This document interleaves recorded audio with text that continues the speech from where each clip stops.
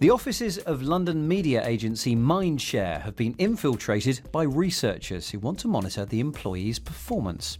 This is one of the first academic studies to look at the effects of wearable technology on productivity, alertness and job satisfaction. Hence, for the last few weeks, 120 workers here have been attaching themselves to various devices. Emma, for example, has been recording her attention levels while playing a concentration game every morning. I found that actually I got really competitive with myself because you record your scores and you're trying to achieve, because it has a panel of your brain activity, you kind of want to max that out, but actually each day I was like, I get better scores, I want to get better scores, and on my last day, really, I hit it. Choose correctly and move. And I have to say, it's not as easy as it sounds. I tell you, if any stray thought enters your head, oh no, you're done. I don't know, that one, no. Meanwhile, Will has been wearing a belt which monitors his movements and corrects his posture. And then I'll be sitting like this, and if, I don't know, I've got one of those emails, slouch, and then it's just a nice subtle vibrate, and it does, because I've played around with it, if you slouch consistently, it will keep vibrating, keep vibrating, keep vibrating, keep vibrating until you sit up. Likewise, if you lean back in a chair. And Ashley is wearing a bracelet which measures light, temperature and sleep patterns, but which mysteriously gives him no feedback at all. It measures sort of sleep pattern, your temperature throughout the day and sort of when you're most productive, basically. And how have you found wearing it? It's a bit frustrating. I've gone to it quite a number of times looking for the time. It may stay silent, but it does record 100 readings every second. And in fact, it's used by Premier League football teams to measure player performance. Company management, however, are able to look at all the data from each employee.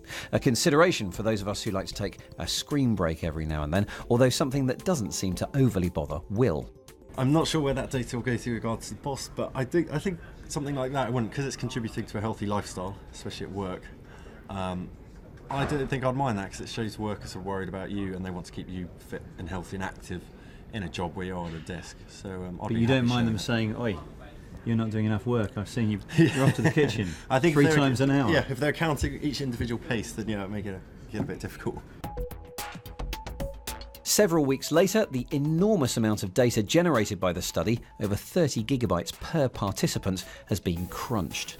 It turns out the wearables have led to a 9% decrease in alertness, but a 3% increase in job satisfaction and an 8% increase in productivity.